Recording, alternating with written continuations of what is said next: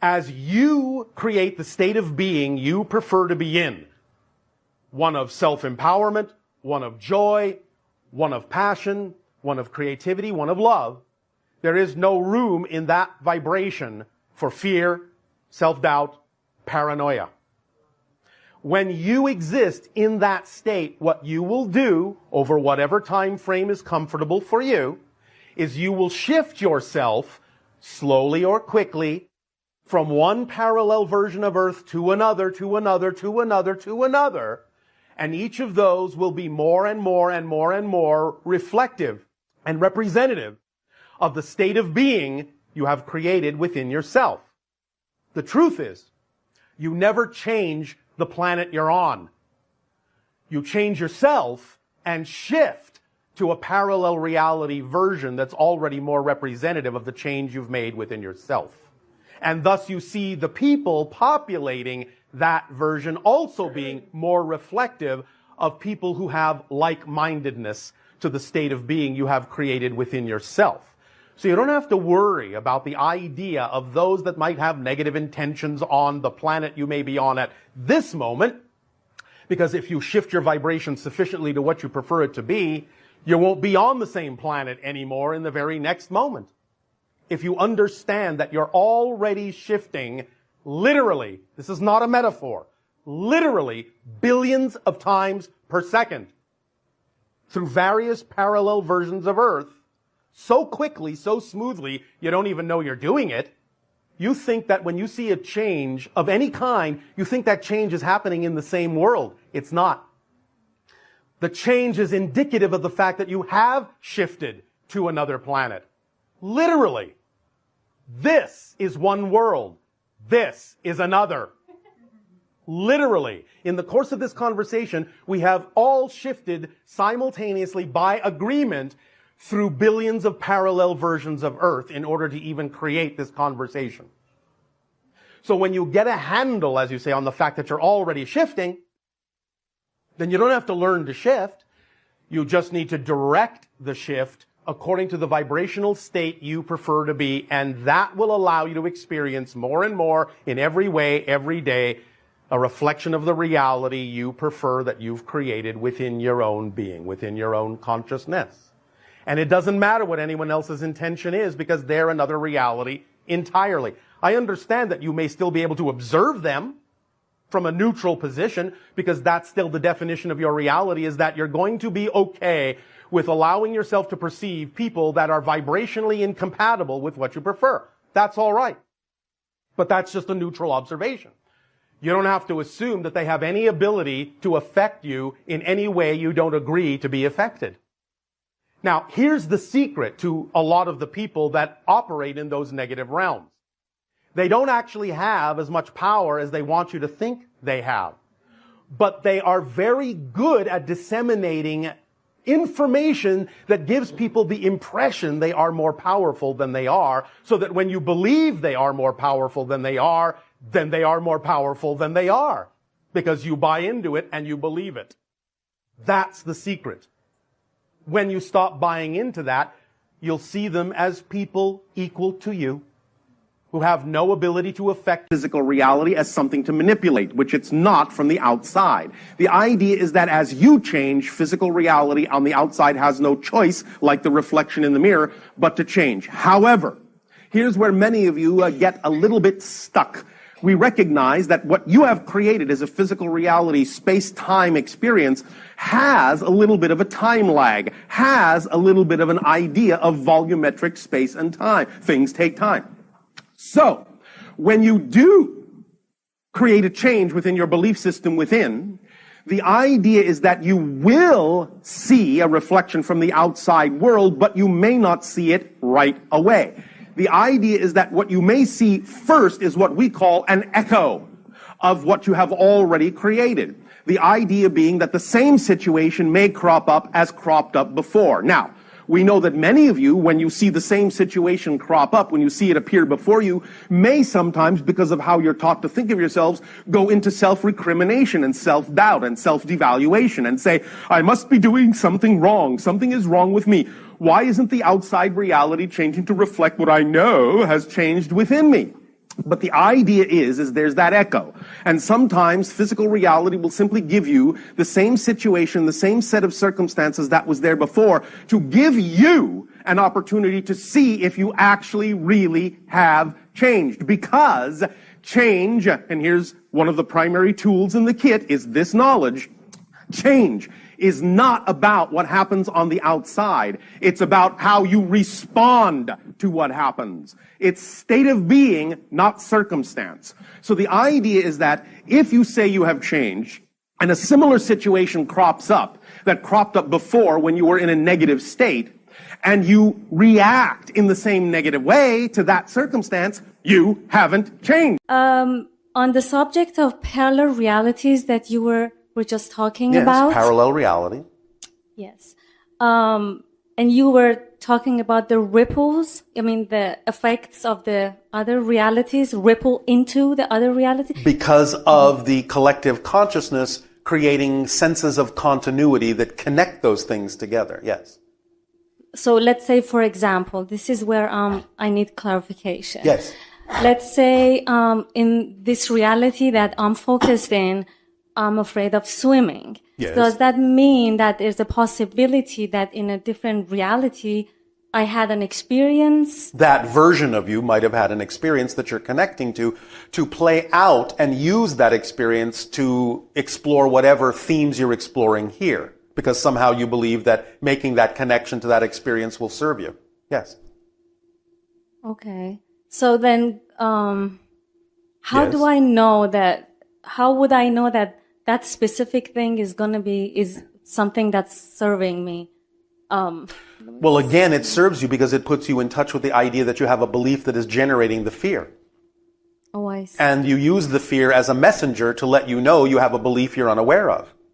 So sometimes you will make these connections to generate fear that will then reveal to you certain beliefs you didn't know existed within the matrix of your consciousness.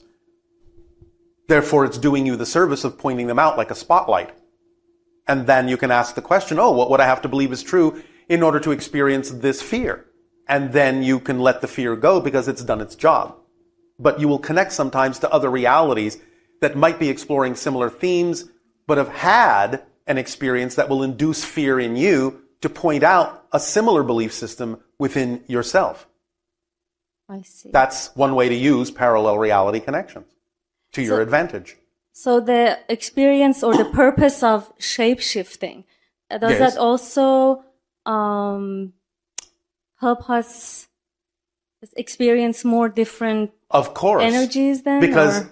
once you learn the idea of shape-shifting, and you shift into a form that is different than what you think of your natural form, you're going to start to know what that form knows, think like that form thinks, behave like that form behaves, and you're going to learn a lot that way. You can even match a frequency. Now, we've talked about different ways of doing this because this is the basis of telepathy, that you don't read another person's mind, but you operate on a similar wavelength and have the same thoughts at the same time synchronistically. That's what telepathy actually is.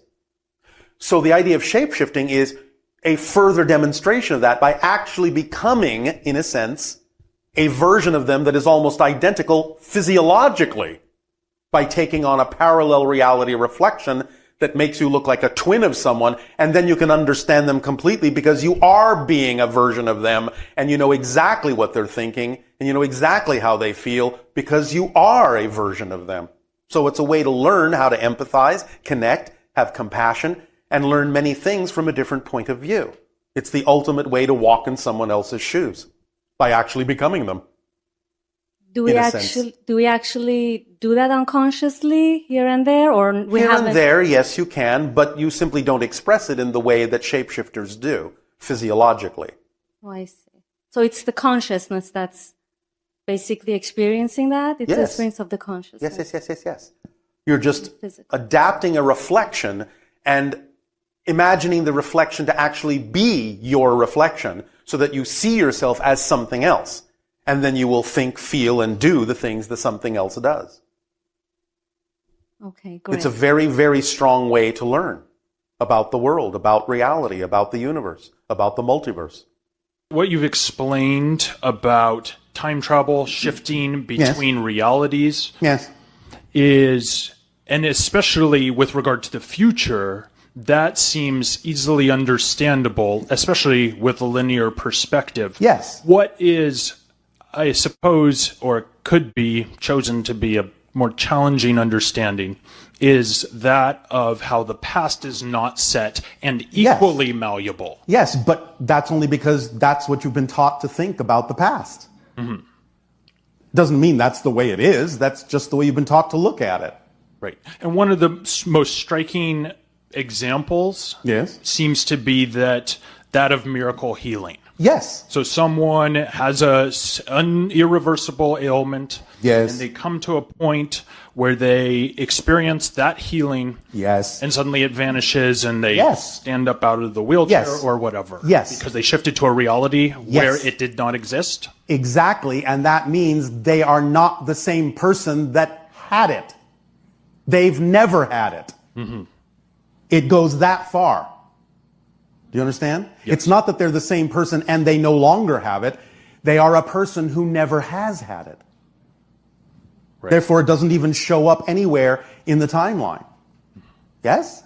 Now, you can create the continuity if you want as an experience. Oh, yes, I used to have it and now I no longer have it. But in a sense, that's just wordplay.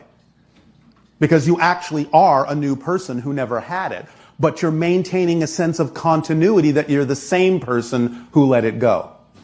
That's just the way you need to experience it for yourself so that you can gauge that you have changed, that you have grown, that you have made something else happen.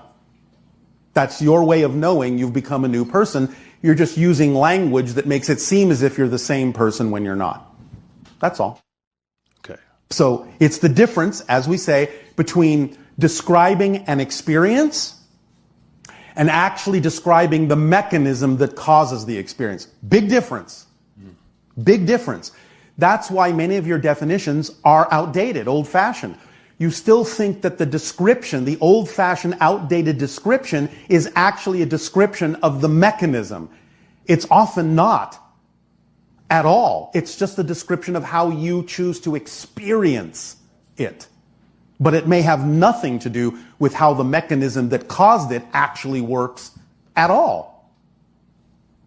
Do you understand? Right. The simple example we often give is the concept you call telepathy, which we term telepathy. Most people on your planet go, oh, well, you can read my mind. No, you can't.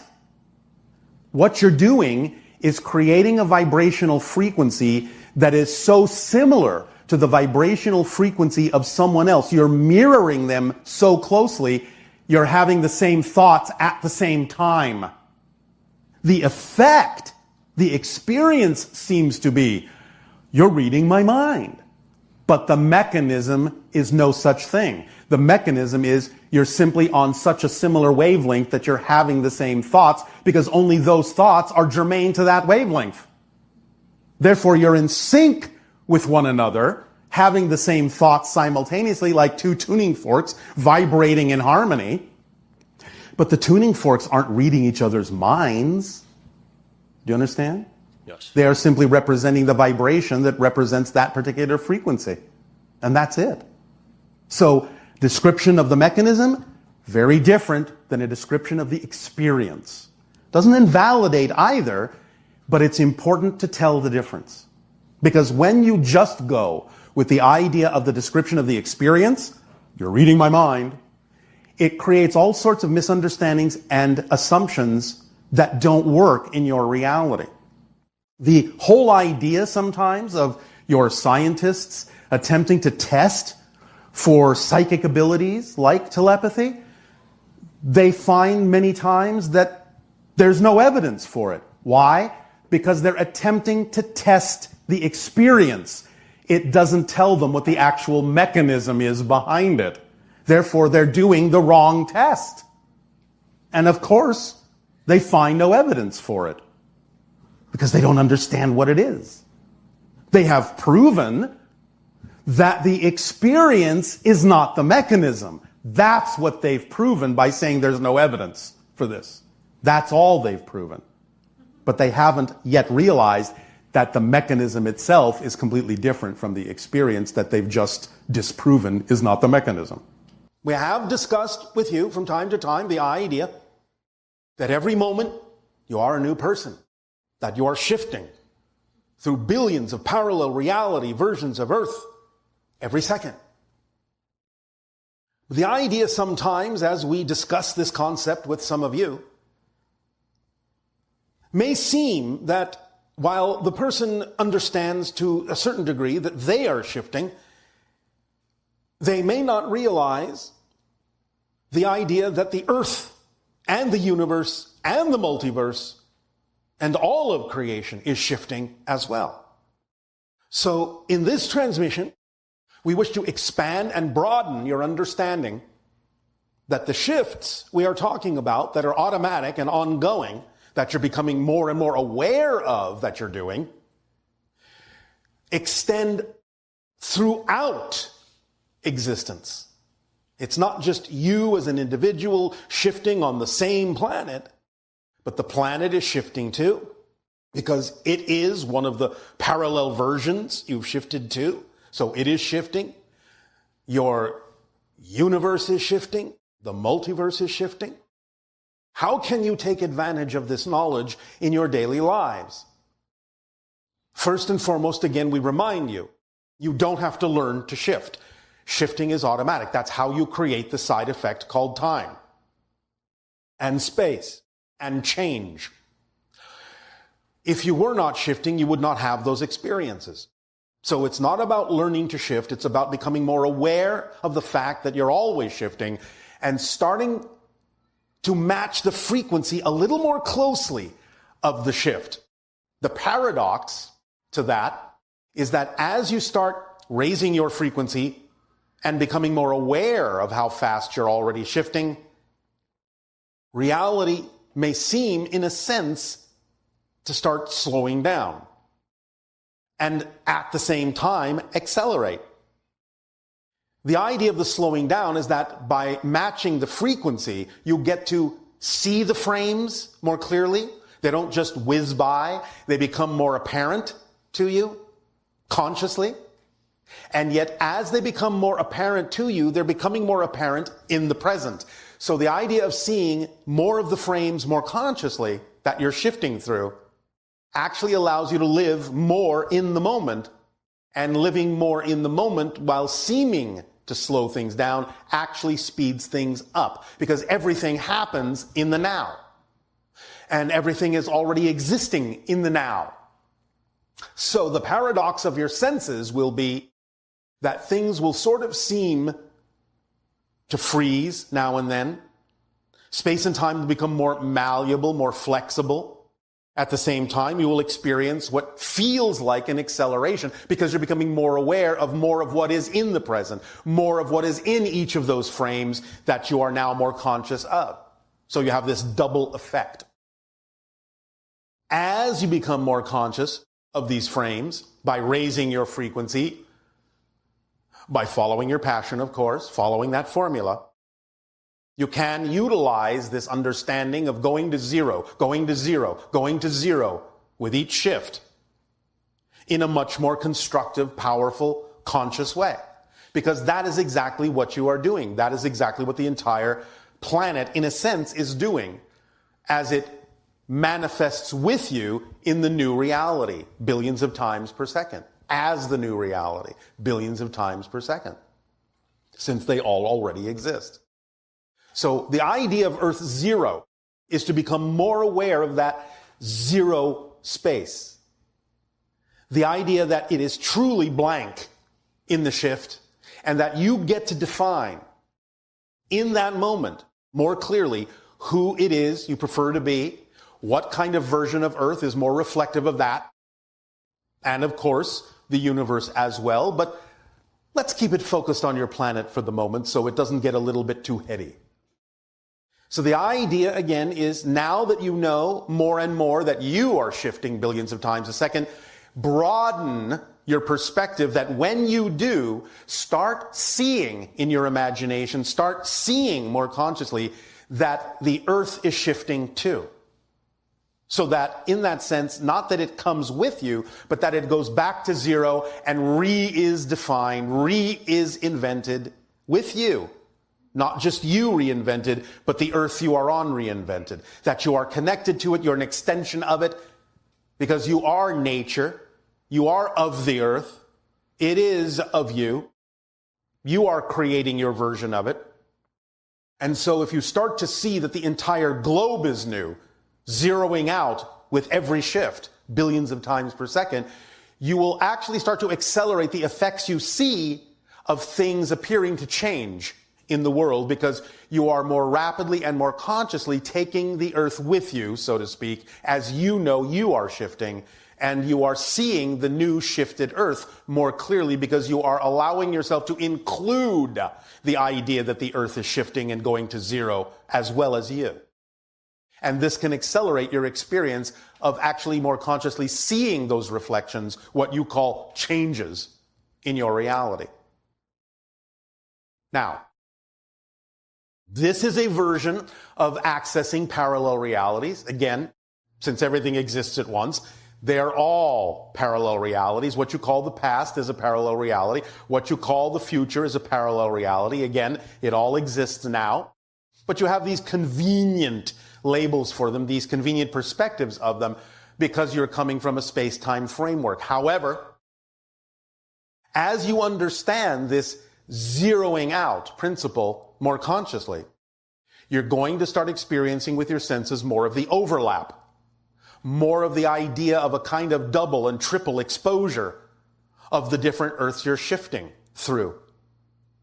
So the idea is that you may start seeing kind of a residual echo of the one you were at, a residual echo of the one you're going to. You will broaden the idea of the window of the shifting so that you can actually start to really feel stepping across a bridge, including where you were, where you are, where you're going. It will broaden your understanding and your ability to perceive multiple parallel versions of Earth at once so that you can more consciously navigate, because if you can see what's coming up and you understand where you've been, it charts a clearer course in your consciousness. You can actually start to see the course you're taking. You can see more of the map that you are using to guide yourself, to navigate yourself through these billions of parallel realities. And you can broaden it even more and more and more and more until you will allow yourself to be able to conceive of and perceive multiple versions of all of the Earths, and it starts becoming kind of like seeing more of the frames all at once, and you have a bigger understanding, a bigger chunk of understanding of the path that you are, the path that you're manifesting. Now, in a sense, this means that when you start doing this, it's a new way of understanding and experiencing more consistently the concept and the experience that you call déjà vu. Because the idea in what you call déjà vu is that you have a sense of knowing what's coming up because you feel you've been there before. So in a sense, you're using the forward and reverse arrows of time simultaneously as they exist in the present together. So this concept of Earth Zero is a way of expanding the idea of déjà vu into something that is actually a practical device, a practical tool to broaden your understanding of seeing more of the path that you are and navigating it more consciously by being able to see ahead, in a sense, where you are going because you've already been there. Because you are already connected. There are already versions of you on all of the different parallel versions that are relevant for you. So it's like tapping into a future self that already has a past memory of already having been where it is you're still going. You understand? This is a shift, a big shift, because in the past, so to speak, most of you will rely on learning what you need to move forward from what you've already experienced. You will look back to the past, and I'm not saying you should stop that, but the idea is you're starting to shift anchoring to past events over to the idea of anchoring to future events. Since they all exist at the same time, why not pull yourself forward, in a sense, instead of going back and looking and using that to maintain the idea of knowing that a future self is already on a version of Earth that already exists, and to that future self, where you're going is already the past, can really accelerate and propel you into that future self, into becoming that future self on that version of Earth in what you call the future. And since everything exists all at once, you can use them in any way you wish. You can use them this way. You just have to start thinking multidimensionally and knowing that other versions of you already exist and that they have their own experiences that you can tap into and use to your benefit in this way. So let the future self pull you forward. This is similar to what's happening in the channeling, where I am, again, according to your euphemisms, the channel's future self, pulling him forward, allowing him to become his version of what he believes us to be, so that he can rely on my past experiences to become his future ones. This is how Earth Zero works. Allow yourself to begin to relate to communicate with, to open up to the idea of being in a zero place that can have any definition. The entire planet, the entire world, your entire cosmos, all of your experience, zero. And then from that zero clean slate place, start connecting more to the idea of what the future self would consider to be its best past path. And allow that to become your future path, instead of constantly remembering backwards to propel yourself forwards. Let the future pull you towards it. Let your future self engage you and urge you and encourage you forward by walking in its footsteps, steps that already exist from its point of view, but you will have your own experience of that. That's the beauty of it. You're not actually repeating exactly the path the future self took, but it is giving you guideposts. It is giving you footprints that you will step into and experience in your own way that you believe is relevant for you. But the footsteps are there to follow already. So, allow yourself, in understanding more and more the idea that you zero out at every moment and you can redefine yourself in the next moment, allow more of that redefinition to include the experiences the future self has already had, but in a broad enough way that you can also determine what those experiences shall be for you. Then you will accelerate greatly because you'll be able to see that path more clearly. And you know that the future self is shining a light on that path and on those footsteps for you. Does that make sense? Does that sound like fun? All right. So, let that sink in. There are many other ways that your imagination can aid and assist you in developing this relationship to the future self and allowing yourself to be more conscious of zeroing out. You can use Earth Zero in a number of ways. Let your imagination be your guide, aside from what we have just suggested as a permission slip. What you call skepticism. Many individuals in your society think, all right, I'm going to be very scientific, I will be skeptical. Skepticism is not a scientific attitude. Objectivity is. Skepticism is a pre-built bias. Objectivity is balanced. Objectivity says, all right, here's a concept. How does this apply? How can this be applied? What can I learn of it? One way or another. What in this concept will work or won't work for me? Skepticism says, this is hogwash. I will, therefore, go in exploring this with resistance already. rather than an open, balanced, objective point of view. Nothing is truly ever truly objective. Everything is always subjective. But you can create, subjectively, an objective attitude.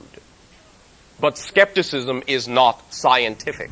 And any true, quote-unquote, scientist will be the first to understand that. Because if skepticism were a scientific tool, there would be very few things you would ever discover. So when, many times, individuals in your society say that they are skeptical, many times it is simply a misinterpretation. Many times they are being truly objective. But many times when individuals think they are being objective, they are actually being skeptical, which means they already have a built-in belief about what it is they are approaching.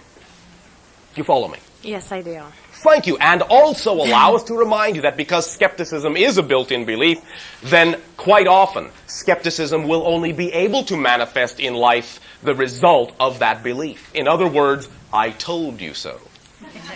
And when you get the manifestation that lets the individual say, see, I told you so, that's an indication that the only reason they got that manifestation is because they, to begin with, believed that they were going to be able to say, I told you so. So it is a self-perpetuating prophecy. Thank you for your sharing. You are the path you need to be. Do not forget, a path is not what you are on. A path is what you are. You cannot be off of yourself. Enjoy the path you have created yourself to be. We thank you for sharing that idea with us at this timing. We will suggest that you all enjoy a short break.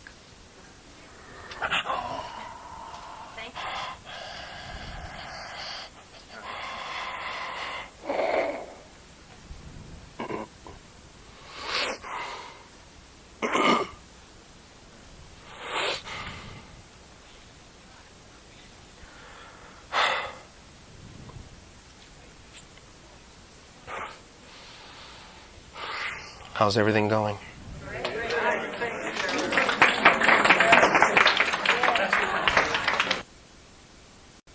Sharing.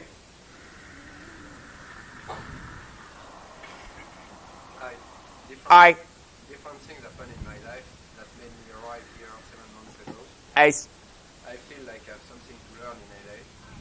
I tried with macrobiotics, and different things, but I still feel that I'm not going to make it. Can you help me? Make it in what? I don't know. The purpose for me is learning something here, and You are learning by anything that you do. Everything is a valid tool. Everything. If you are going through life perhaps simply looking for a few specific things, you may overlook the fact that everything that happens in your life is there for a reason. Everything.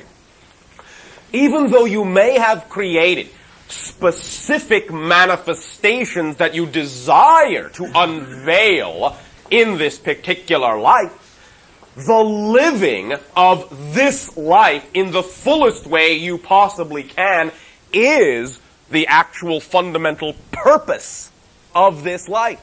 Because whether or not you have ever lived before, whether or not you will ever live again, you are a reincarnational being, but you will only be this you once. So, in that sense, you do only have one life to live as this you. Therefore, living this life to the fullest is the purpose of this life. Within that life, there may be many things you truly desire to do. Therefore, many individuals, when they go through life looking for a specific thing that would seem like the purpose of their lives, create difficulty in finding that thing because they don't recognize it's up to them to decide what that thing is. Anything that excites you the most is the purpose that you will decide to do. And you will be therefore fulfilling the purpose of your life, because you will be living it, as you say, to the hilt. So, what excites you the most? What do you want to do? Anything that you have experienced will simply add to your ability and knowledge to let you do the things that excite you the most. So whether you are exploring, as you have said, macrobiotics or yoga or I Ching or astrology or science or religion or economics or politics or any of these ideas, they are all tools. They are all different ways to learn more and more about yourself. The fundamental reason being to do what you wish to do. Learn about yourself in all these different ways so you can do the thing that excites you the most in the best way that you can. So you must make the conscious decision as to what the quote-unquote fulfillment and purpose in your life will be. You follow me? Yeah. What excites you? Sailing. And? Sailing. And? Sailing. And sailing, all right. Then, why not sail? I'm just taking a break. Do understand that you can be of service to other individuals even while you are enjoying sailing. You could be teaching them how to sail. You could be sailing them places they wish to go. You can be of service to many individuals by doing what it is that excites you the most and making a living at it. Just because something in life excites you beyond anything else doesn't mean it's not a valid way to make a living. So follow what excites you the most. When you know you are fulfilling the person that you are within integrity and are willing to be of service to those that may require your service, then you will be able to fulfill in service to other individuals, and in turn, the individuals that need your service will only need the service that will allow you to be who it is you are. And you will not be expected to be anything else. So do what excites you the most, and at any given moment, act upon whatever opportunity comes to your life that represents what excites you the most, that you are capable of acting upon. That's it. That's all you need to do. And you will be supported in complete and total abundance. You follow me? Yeah, that makes sense. Thank you. Thank you. Sail away. Sharing. Good evening, Bashar. Good evening. This is my first time to hear channeling such as this. This is my first time here. Welcome. Thank you. It is a great pleasure and very exciting to hear the simple questions turned into very deep and philosophical and wondrous answers. I have an extremely simple question. I would like to contact an ancestor of mine, a great-great-great-grandfather. Is such a thing possible? Such a thing is possible. However, first of all, recognize that many individuals that in your terms have physically died some time ago may already be reincarnated and physically alive again. Also, many times, even if they are still non-physical, there will be many things that they will be learning in their own realms, and in a sense, they are not focused in the same way that they used to be towards the physical realm. So contact between you may not necessarily be as blatant as you may think it has to be, or as blatant as you think it should be. However, no matter what state any particular portion of an individual is experiencing at this time, one portion is always contactable. For every single individual, whether you can understand this technically or not, is existent within every other single individual. So that portion that represents that ancestor to you exists within you, and it is quite possible to have dialogues with it, and it will be just as real as talking to the original idea.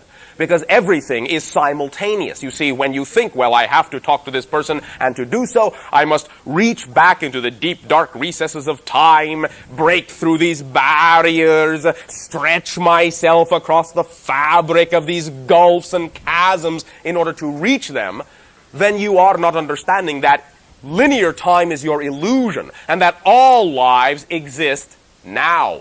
but are simply in different orientations, so that one life may not be aware of another life. One moment. What is the time frame of that individual?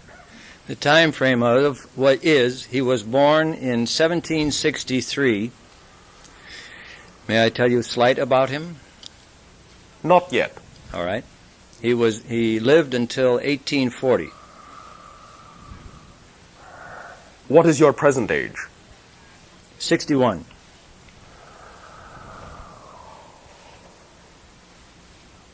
Are you discovering something now within your life that has to do with either trade or what you would colloquially call magic?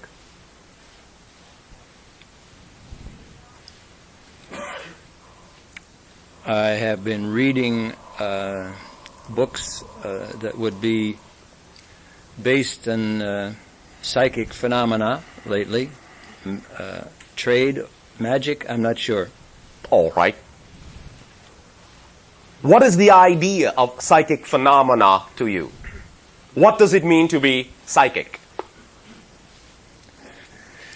There are things that are known that I don't consciously know. When someone can express or accomplish something in a realm that I don't consciously understand, I consider that a psychic phenomenon. Now you have described an effect. Yes. But what is it?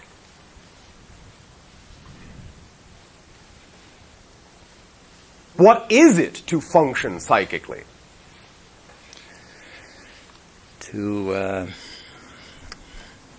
I don't know. All right.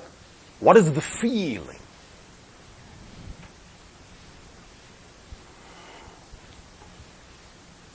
All right.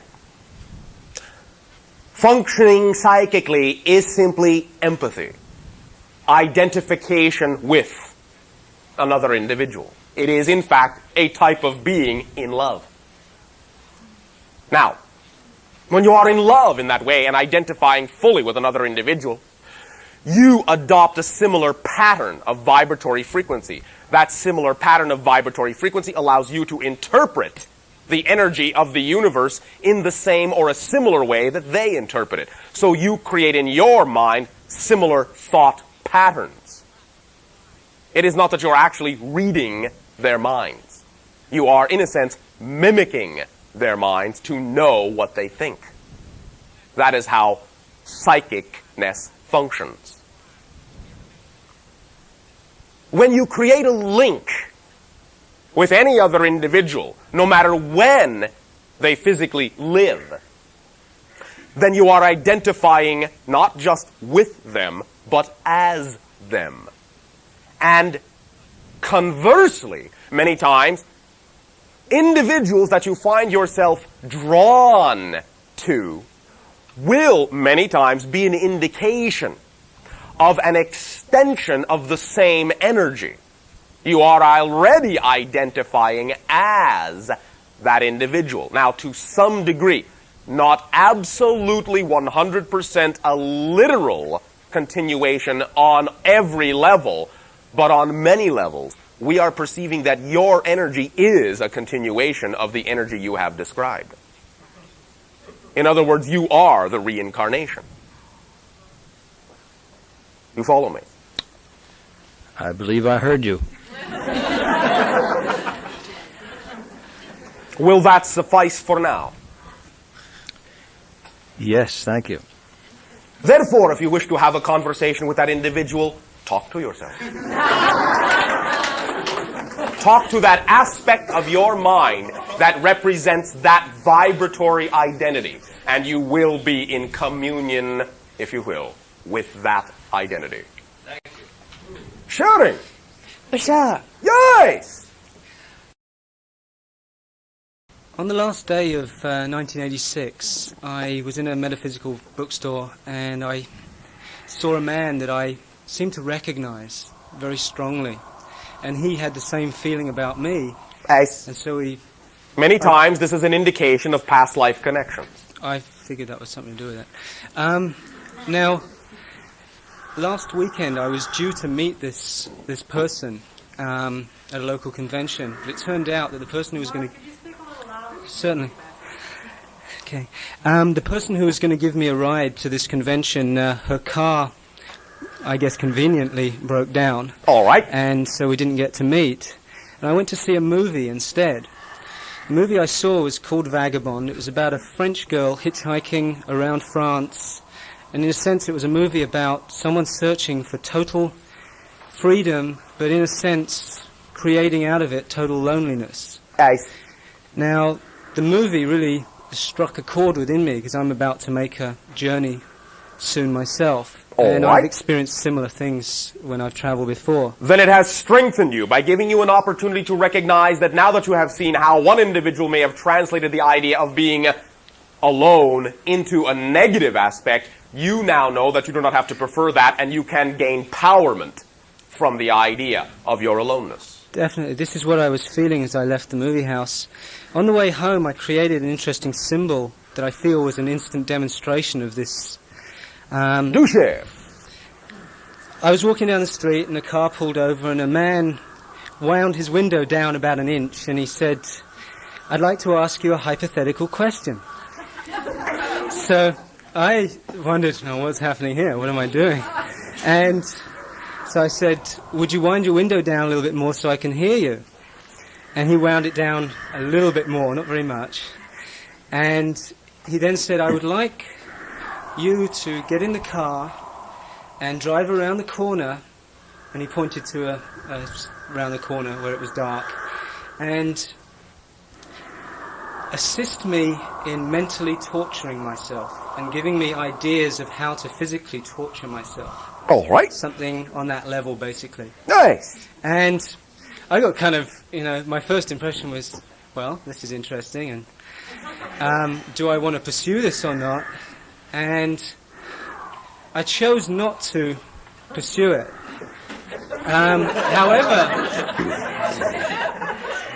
However, as I was walking away, I realized that if I had made the choice to go there, or even I had the feeling that maybe I could have invited him to my house and talked with this being and shared some of the ideas that I have about, or that I have experienced to do with struggle and pain. All right. And now I'm changing my own ideas. All about right. that. In thinking about this, it's reflected to me, and this is my version, I'd like you to share whatever you feel All right. about it. You were speaking to a fragment of yourself, Yes. but continue. I felt that I was seeing myself before, Yes. so to speak. Yes. And a the past window, self. Yes. the window was, in my opinion, was representative of the old aspect of myself only wanted to open the window a little bit. Very but I wanted the good. window all the way down. Very good. And so that I could reflect to the old portion of myself and unify the old portion with the new portion. Your trust in vulnerability as strength, not as weakness. That's what I was thinking. Thank you. We thank you for such a loving conversation with yourself and the opportunity for the future self you have now become to send information to the past self you were to allow them to harmonize with you.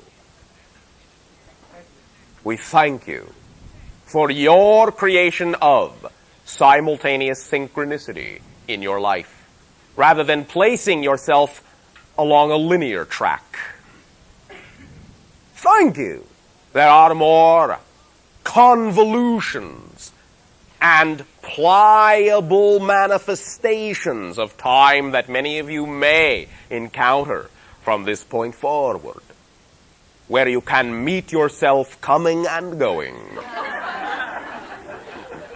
in all the reflective ways that you need to be the fullest possible manifestation of the being you now know yourself to be in this present reality. All right, I'll say good day. This transmission has been titled Matters of the Heart in honor of your February month, your Valentine holiday. And since we will be talking about matters of the heart, let us get to the heart of the matter. First of all, the physicalness. Your heart, as you know, beats to pump your blood through your veins and arteries around your body, circulating oxygen to your systems so they may absorb it and thrive and function properly. Let's draw an analogy between that system, the circulatory system of your body, and the circulatory system of the earth. You know that deep within your planet, you have a circulatory system of molten metal.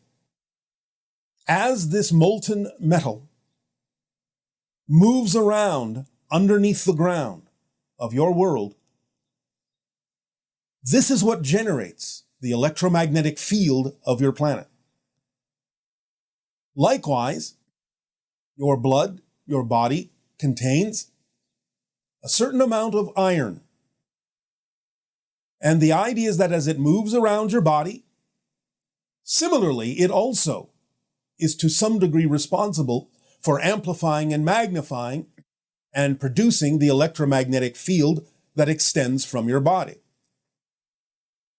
As you allow yourself more clarity, more refinement in your physical form, as you remove toxins from your system that may interfere with this process of your blood circulation, this electromagnetic field becomes more and more refined and extends farther and farther from your body.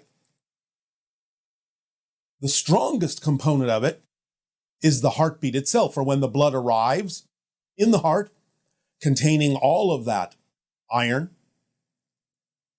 And with every heartbeat, you send out an electromagnetic bubble that expands from your body, all of you, and immerse each other in these electromagnetic connective bubbles. So that one heart literally talks to all the others, and you are immersed in the electromagnetic bubbles of all the other hearts.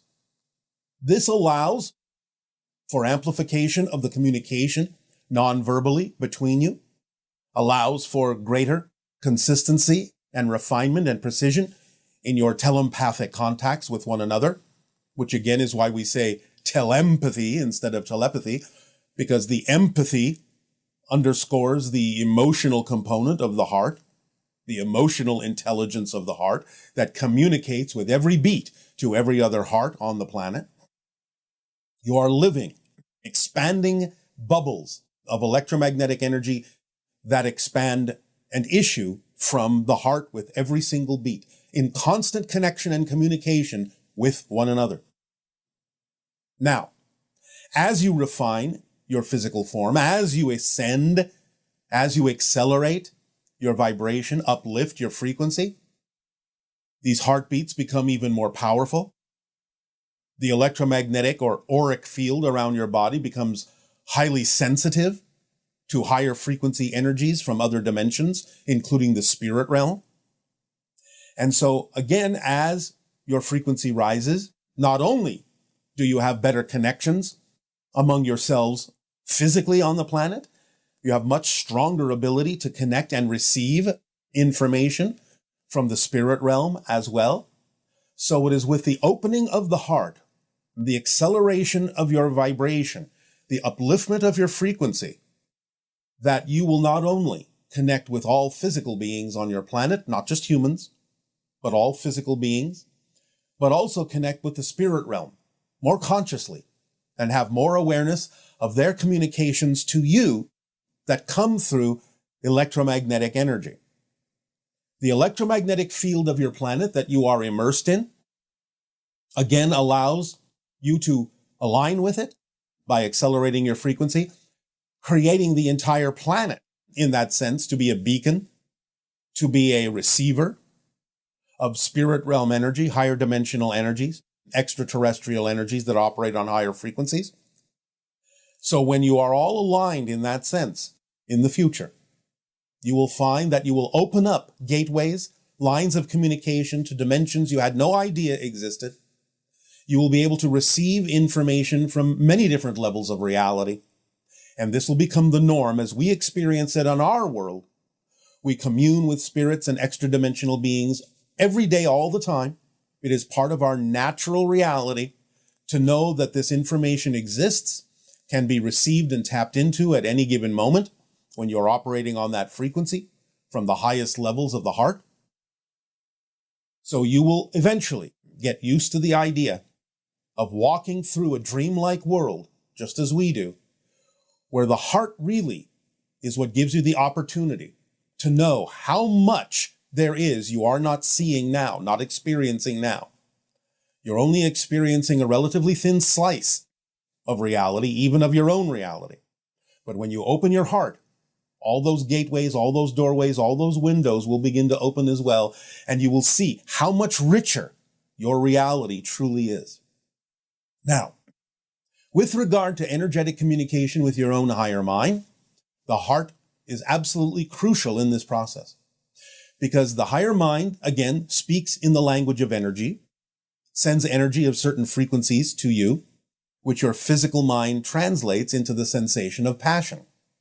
But the reason it does this is because the heart is specifically tuned to the vibration of the higher mind in its natural state. Therefore, the reason that your physical body translates the messages, the communications from your higher mind as the sensation of passion, excitement, curiosity, attraction, and unconditional love is because the heart is what's actually directly receiving the core communication from the higher mind and filling your body with that vibration. Now, of course, it can be filtered through the belief systems of the physical mind that can allow it not necessarily to be experienced in its pure form, its pure unconditional loving form. And that is why it is so important to get a hold of your belief systems, to consciously be aware of them. Let go of the fear-based ones that prevent you from experiencing the pure core vibration transmission from your higher mind that is bounced back to the physical mind by the heart with every beat as a guiding mechanism to say, align with this, align with this, align with this. This is your truth. This is your truth. This is your truth. So the idea is that you're constantly being given an opportunity to let go and zero back to your natural state with literally every beat of your heart reflecting to you like a drum the vibration, the core vibration of your higher mind in its natural state. And it gives you the opportunity to guide yourself in letting those negative beliefs go so that your physical mind can also align and be transparent to those vibrations that are bouncing from the heart into the physical mind that are representative of the core communication of the higher mind. And that way you can move forward in physical reality, in love, in passion. This is why it translates as passion, because it is filtering through or bouncing back from the heart to your physical mind that only understands that vibration really when it aligns with it as the sensation of passion, excitement, curiosity, attraction, and love. So take the cue not only from the higher mind, but from what the heartbeat, every heartbeat is reflecting to you. That passion, that curiosity, that excitement, that freedom, that love is truly your core frequency, your natural state. And move forward, choose to move forward in that way. And you will be at one, at peace, in total freedom and joy, in love, by listening to your heart, which has its own mind in a sense, connecting to the higher mind. And between the two, with the physical mind in the center, between those two, you can be guided to remember your true self and live a life of pure love, joy, creativity, and harmony by being the true individuals that you each are, that you were created to be. That is your path in life. In this month that you honor the idea of love and the heart, in February and your Valentine's Day, and reach out also to all the different peoples and all the differences on your world in a loving way, to incorporate and embrace everyone in their own truth and free them from their own limitations by being the living examples of someone living their truth, living from their heart and head in unison, in harmony and higher mind. Do so not only in this month, but in every month and in every year. And you will change your frequencies and navigate yourselves to the versions of Earth that already coexist that are far more representative of the heart of love and the experience of ecstasy and joy. So, we thank you for allowing us to share this heartfelt message with you. And in return, we ask, in what way now may we be of service to you? You may begin, if you wish, with your questions and comments. I want to talk to you about the timeline splitting. I know that we're in the process of them eventually crystallizing and not being able to see other people in our own, our own reality that do not vibrate with our frequency. Yes. I want to talk about personal relationships like our family and friends. Do those people who, if they're not on the same frequency and the same timeline as you, do they completely disappear, or do we get a different version of them? It can be either. Okay. It depends on what their path is and what they're choosing in multiple realities. Sometimes they simply have a path that doesn't necessarily require them to have a version in the new reality you may have shifted to, and therefore you may never see them again. Sometimes they may have a version and you will interact with that version that is more compatible with the new reality. It just depends on their particular path.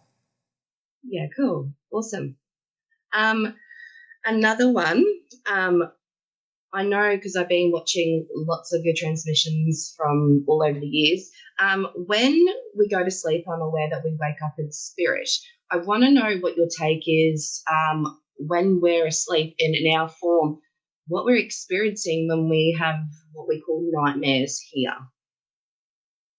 Generally, although there can be many reasons, generally what you are doing is processing the negative beliefs and fear-based beliefs within your physical mind to make yourself aware, in a sense, on a safer level, that you have these beliefs so that when you wake up in physical reality, you can explore them and understand what they symbolized, what they mean to you, and it gives you a clue as to what it is to investigate within yourself about any fear-based or negative beliefs you may still be unconsciously holding on to. Okay, cool. So we're not witnessing some negative timelines or anything? Oh, you may be. You may be. It depends upon the dream. But again, for the most part, even if that's the case, it's still showing you a connection you may be creating to those things so that you can decide for yourselves whether to use them in a valuable way, learn from them in a valuable way, or process them in a way that is valuable to you here and now. Okay, cool. Is there any guidance that you and your civilization may have when it comes to releasing those, I guess, subconscious beliefs, I guess? Well, as we have said, yes, many, many times, we've given you the techniques of asking yourself the question, what does this mean to me? Why would I choose to believe this is true for myself or about myself in this circumstance or situation? Just dig down deeply and be willing to investigate whether you're holding on to something that doesn't serve you, and be willing to hear the answers and ask yourself, if I did move forward in the way that I prefer to, what am I afraid might happen? That will usually reveal the negative belief or fear-based belief to you that you can then work with. Perfect. Thank you. You're welcome. This one's probably going to be a little bit odd. I've been pondering it for a while. As the human species, when we're thinking about, obviously, your civilization and other species as a whole, just in general, yes. Do you guys do you feel that or see that? Is that kind of like one of the start of like the window of open contact? It can be, but again, as every individual is different, if there is a need for someone to be aware of it, they will be aware of it. If there isn't, they won't. But it will still serve the purpose of allowing you to experience a connection. Yeah, cool. I've been having a couple of experiences alongside one of my really close friends. There's moments throughout our day where randomly on our right side of our eyesight, even though we're awake, we kind of get this blurred vision and we can see what I would describe as like white or blue energy. Yes. Kind of looks like when you see heat coming off a hot surface, like that aura. Yes, we understand. Can you tell me a little bit about what that may be? Well, yes. First of all, realize you're surrounded by different dimensions of energy constantly. You may not be aware of them typically. But when you start to explore and expand your consciousness, you also change the sensitivity of your senses. And therefore your senses can begin to perceive things quite often first out of the corner of your eye, so it's not too much of a shock until you get used to it, and can bring it into focus right before you. But it's very typical that as you expand your consciousness, you can see what was heretofore invisible and make it visible to you, and get used to the idea that there's more going on around you than you thought. Perfect. Thank you. That's all I have today. Thank you so much for your time. It is our passion and our pleasure. We thank you as well. Thank you so much. Love to you guys. See you. Good day. Good day. Hi, everybody. This is Jay from Souk, Vancouver Island. I was hoping that you could give us a handful of words that, in your opinion, we could redefine as a collective and on an individual level as well. Thank you so much for this opportunity, and good day, and thanks, guys. Bye. All right. As we have said, doubt is not a lack of trust. It's a trust, a 100% trust in something you don't prefer. So you're always trusting. There's no such thing as a lack of trust. There is, however, a trust in lack. So that's a reversal paradoxical definition that will allow you to always know you don't have to learn to trust. You just have to decide what it is you're trusting in. Depression is simply the negative perspective and definition of compression, which is a natural state when where you know you cannot find the answers you seek outside, you go within. You collapse within into a state where you investigate and examine yourself and come out redefining yourself as a new person. If you look at it as a natural state of compression, specifically for that purpose of finding out how to let go of beliefs that don't serve you and emerging as a truly new person, then you will not experience that sensation as depression, which is the negative side, thinking that something must be wrong with you just because you may feel like you're withdrawing from society for a moment. It's a natural thing to do when you need to go internal within yourself and find the answers that you seek. A walk-in is not a different soul coming into the same body and another soul leaving to make room for it. You are filled up with yourself. There's no room for anything else to be there. And if you decide to leave, nothing else really comes in the way that you mean it with respect to the concept of a walk-in. There are other things that can happen that we will address another time. But a walk-in is simply a shift in vibrational resonance, an ascension of the frequency of your own soul to another level that then demands a different expression of personality to come through to represent that shift in the vibration to a higher level of your soul. So it's the same soul expressing itself through a new personality, but it is the same being that was there before, just expressing itself on a different level. That's a walk-in. Ascension is simply the process, especially by following your passion or anything you love to do, or being in love, where you raise your frequency to another level that gives you a chance to receive higher frequency information and experiences and connections from higher dimensional realms. Now, ascension is not just something that is going to happen at a particular moment. You're always ascending if you're following your passion, if you're expanding your consciousness, if you're exploring ideas of spiritual reality. Ascension is an ongoing process of raising your frequency. You can lower it as well by the choices that you make, but that can still be part of ascension, because ascension can be the idea of going up and down and up and down and up and down in a straight line, or in a more positive way, you can understand that if you learn the lessons from the times you go down in vibration, that then when you learn those lessons, you will go up to a higher level the next time. So going up and down is a constant rising overall, even though you may go up and down in that process. But ascension, on its most basic term, is simply the raising of your frequency from one level to another. Hello. And good day. Good day to you, Bashar. Thank you for seeing me. It is our passion and our pleasure to do so. Thank you for the co-creation. What would you like to discuss? So my first question then. Last time we spoke, you advised me to ask myself what am I afraid of would happen if I were to truly be myself and to truly let go. The answer I received was that I am afraid that all the pieces of me would fall apart and be lost, that I'm identifying so strongly with my labels. Well, all right. But if you understand the whole concept from a holistic perspective of being yourself, why would you lose anything that was actually relevant to actually being yourself? Anything that would drop away would be those things that are no longer relevant for who you are. So you may have been afraid to lose the familiarity, thinking that you would wind up not knowing who you were, but that's contradictory to the very definition of being your true self, which would open up your awareness to the point where you would know exactly who you are. Do you have any advice for those of us that feel so strongly attached to these things that we think we are on that journey? Well, continue your process of examining who you actually are compared to who you think you are, and allow yourself the time and the space to go through that process. You don't have to rush this. You can take your time, the whole point of your life anyway.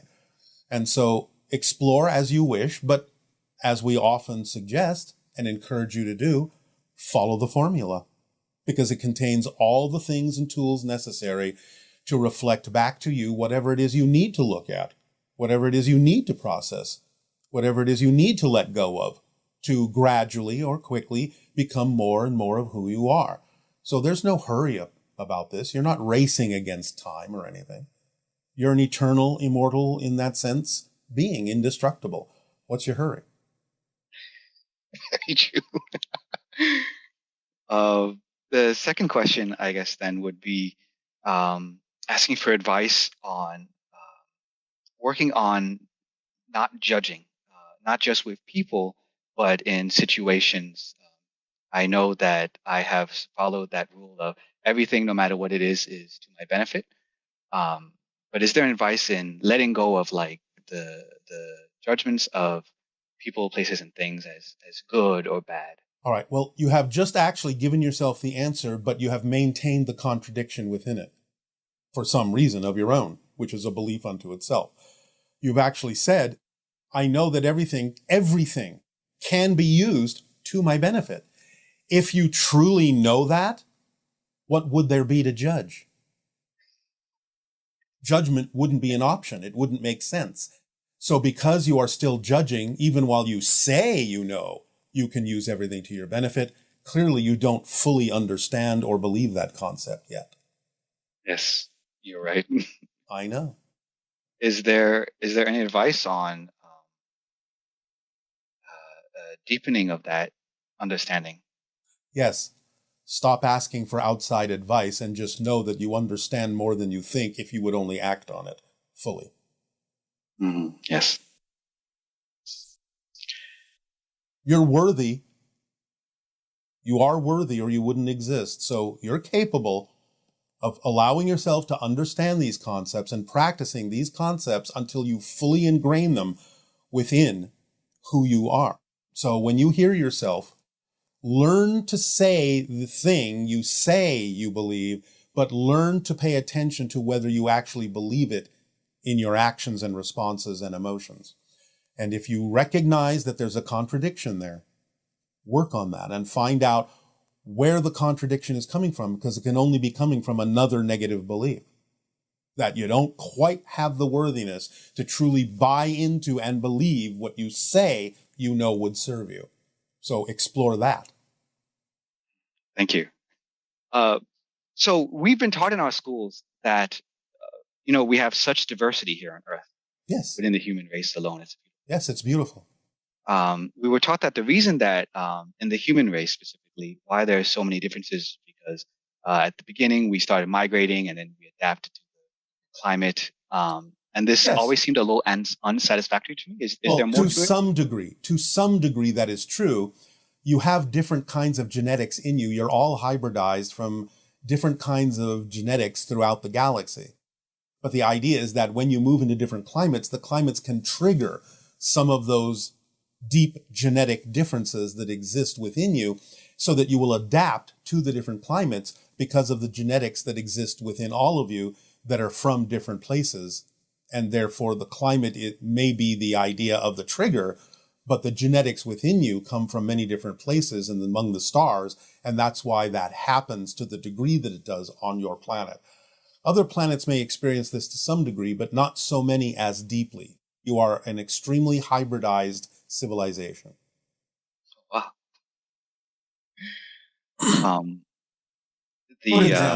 For example, yes, on my own world. Now, we don't really have the differences in climate around the planet that you do.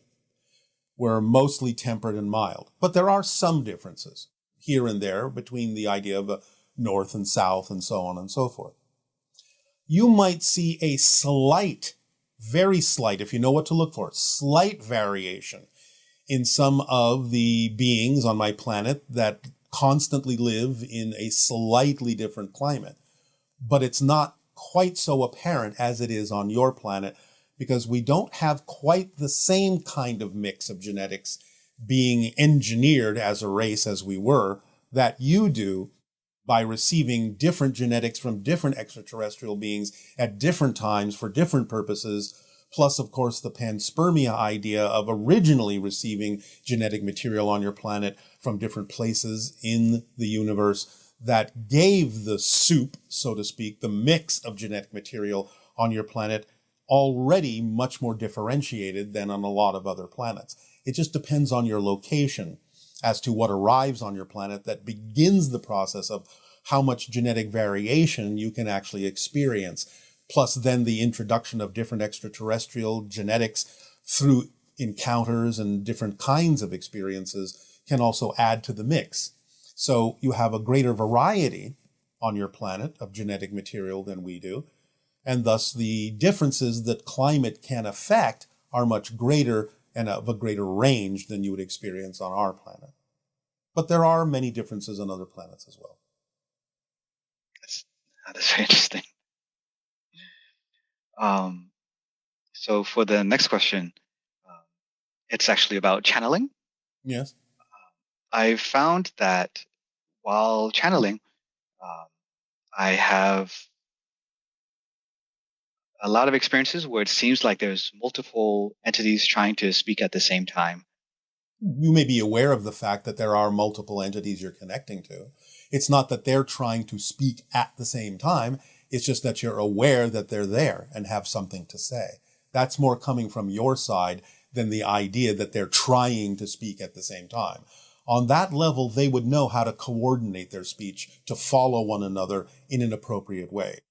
You're assuming it's all coming from the same source or different sources at the same time because you're aware of them at the same time. I see. So you'll sort it out. You'll sort it out. Okay. I've had experiences that, from what you just said, I've created then, where I've had like I'm channeling for one entity, and then another one comes in and says something kind of like different, and then the other one's like, "Shut up! I'm not," like not shut up, but like again, don't listen to that one. It's being filtered through your physical mind as to how you're interpreting what's being given to you. That makes sense.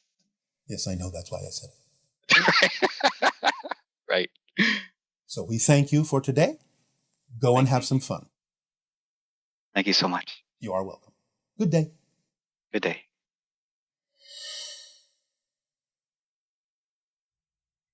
Hello, Bashar. I would like to get more explanation out of you about the mind-body relationship. You've said that the mind exists within the body within the soul. Right. But that's pretty vague. I think. Like, when you say mind, does that include the higher mind, or is it just the physical mind? And as a healer, like, my experiences definitely would agree with the idea of the mind existing with, like, the physical mind existing within the body. That much seems very clear. But logically, I still grapple with that one because our physical health is so impacted by the beliefs and definitions that we have in our mind. So it would appear that the body is subject to the mind, even though I know that can't be, that the mind has to be subject to the body. And I would love some great examples, or at least one good example of how the mind is subject to the body. That would be helpful. Please comment. Thank you very much. All right. Well, in some cases, you're accurate, and in some, you're sort of mixing your metaphors. But to start simply, often, in most cases, when we say body, mind, and spirit, the spirit part is what represents the higher mind in that definition or in that example. Although we understand that spirit can be a different thing, although it still includes the higher mind. So the idea is that yes, your body can be conditioned by the mind, and the mind can be conditioned by the body in a sort of cyclic feedback loop. What you believe yourself to be, what you think of yourself as, can have an effect on how the body behaves. And how the body behaves can reinforce or have an effect on who you think you are, or what you believe about yourself to be true. So that kind of works in tandem with one another. The idea is that the higher mind is above and beyond the idea of the physical mind. Physical mind is simply that which allows you to have a physical experience expressed as the idea of a physical body, because that's just a projection of consciousness, as all physical reality is. So the body is, in a sense, the spirit projecting a portion of itself in a certain way that experiences itself as a physical being. And in order to experience oneself as a physical being, you have to have an organizational pattern of energy within that physical being that represents the physical mind, so it can be aware consciously of the experience it is having. The soul, as we have said, is sort of like unfired clay. The spirit is the ceramic, that is the fired clay, that represents the particular specific experience you're having as a particular physical identity, and therefore is contained within the oversoul and the soul, ultimately. But the higher mind is a splitting of the soul into the non-physical guiding higher mind, and the physical mind having the physical experience. Once the physical mind exists, then the body is subject to the belief systems in the physical mind, and again, the body can reinforce those particular physical beliefs within the physical mind. We do not know if this is a clear enough explanation for you, since we're not interacting with you. But generally speaking, you have the oversoul, the soul, splitting itself into the non-physical higher mind and the physical mind, which then can have an experience of creating the spirit that is then once again taking that specific physical life experience and incorporating it back into the soul's experience and feeding that back into the oversoul's experience, which feeds it back into all that is.